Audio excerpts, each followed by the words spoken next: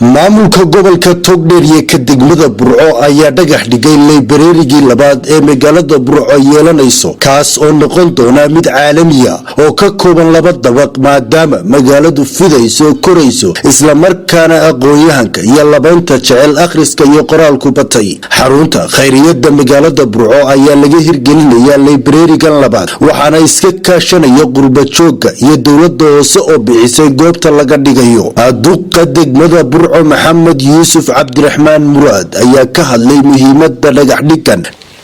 halkan aanu ku dhagax dhigi doono library-gii labaad ee ay Burco yeelan doonto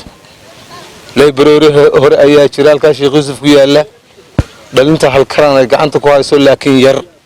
oo aan baahida loo qabo library aan daboolin library-gan waa library-gii labaad buu noqon doonaa hadii Ilaahay ka dhigo reer Togdheer iyo gobolada kale waa ku intifaaci doona hadii Ilaahay ka dhigo halkan hor taaganahay maanta library-ga aan ka dhagax dhigayna waa khayriyadii hore ee magaalada Burco waxaan ugu tala galay inaanu laba shimbirood dhagax ku wada dilo iyadoo aan laga saaraynin magacii khayriyada meesha laga saaray oo in kamid ah oo xaggan u soo jeeda khayriyadina loo isticmaali doono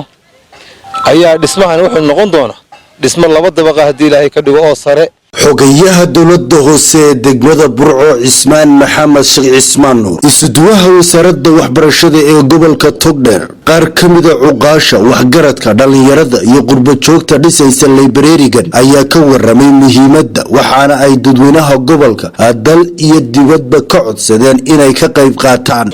waxa ay u baahan yihiin inay library kala helaan kii hore kuwa ku filan waay waa caasimadii labaad ee dalka Jamhuuriyadda Soomaaliland maalinta ka dambaysa waxay sameynaysaa tadawur iyo horumar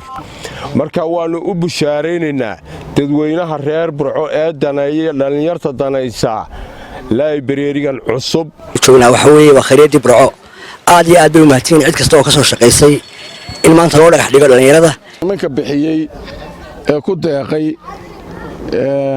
ilaahay miisaanka xasanaadka inuu saaro library-gii labaad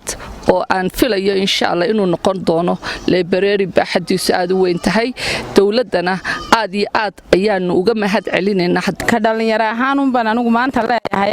aad waxaan ugu mahad celinayaa cid kasta oo hawsha soo gashay oo dabada ka riixday qurba joog iyo qolqol joogba hadda sanad diyaar baan u nahay intii ka qayb qaadano in badan baan ka wacdina golayaal baan ku jirnaa runtii farxad weyn bay tahay inaan maanta ka soo qayb galo madashan lagu dhagax dhigayo library-ga labaad ee ay yeelanayso magaalada Burco gudoomiyaha gobolka Togdheer Maxamed Diiriye Xayd ayaa si weyn u amaanay maayirka degmada Burco Maxamed Yuusuf Cabdiraxmaan Muraad kaas oo sheegay in taariikhdu qori doonto waxa uu qabtay magaaladana ka sameeyay horumar ballaaran waxa maanta farxad gobolka Togdheer u ah degmada Burco u ah